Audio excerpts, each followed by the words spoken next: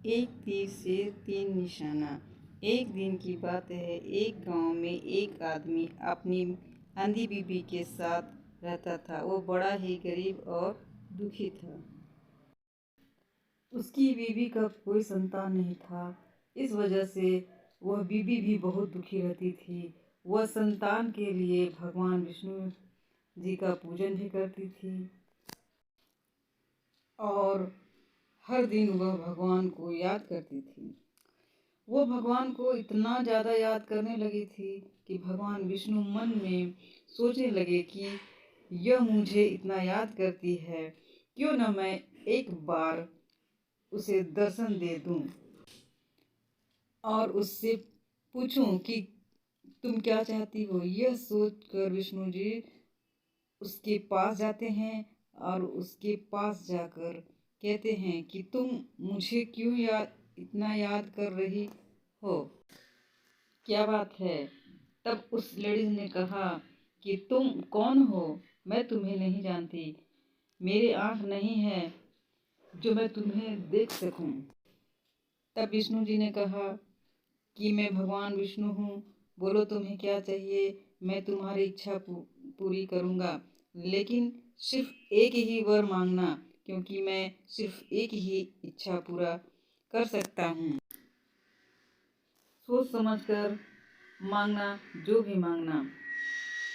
तब उस लेडीज ने मन में सोचा कि मैं क्या मांगूं। सबसे पहले तो मुझे आँख चाहिए, बच्चे भी नहीं हैं और दौलत भी नहीं है। यह तीनों ही मुझे ज़रूरत है और भगवान ने सिर्फ एक ही वर मांगने को कहा है, लेकिन मुझे तीनों चीज़ चाहिए।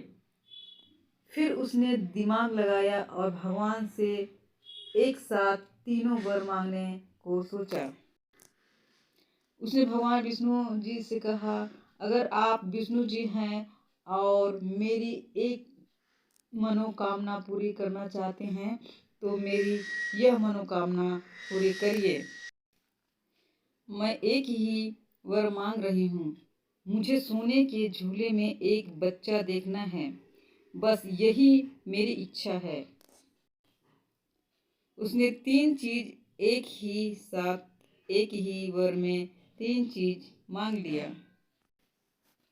यह सुनकर विष्णु जी चौंक जाते हैं और वह समझ जाते हैं कि उसने लपेट कर एक साथ तीन तीन चीज मांग लिया है। यह सुनकर विष्णु चौंक जाते हैं और वह समझ जाते हैं कि इसने लपेट कर एक ही साथ तीन तीन चीज मांग लिया है और मैंने एक वर देने का वचन दे दिया है। फिर विष्णु जी उससे कहते हैं, ठीक है, तेरी इच्छा अवश्य पूरी होगी। ऐसा कहकर विष्णु जी सोने के झूले में एक छोटा सा बच्चा उस लेडीज को दे देते हैं और कहते हैं, अब अपना आँख खोलो, देखो तुम्हारे पास एक सोने के झूले में एक सुंदर सा बच्चा है। ऐसा कहकर भगवान जी वहाँ से चले जाते हैं। इधर भगवान की बातें सुनकर लेडी ने अपना आँख खोलकर देखा तो उसके सामने सोने के झूले में एक सुंदर सा बच्चा खेलता हुआ नजर आता है। यह देखकर वह बहुत खुश हो जाती है और भगवान को बार बार प्रणाम करती है। अब उसे ढेरों खुशियाँ मिल गई होती है।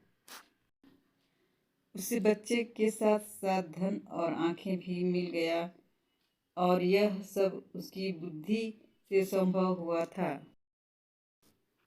वो अब अपने बच्चे के साथ खुशी खुशी अपना जीवन व्यतीत करने लगती है और भगवान का हमेशा धन्यवाद करती रहती है।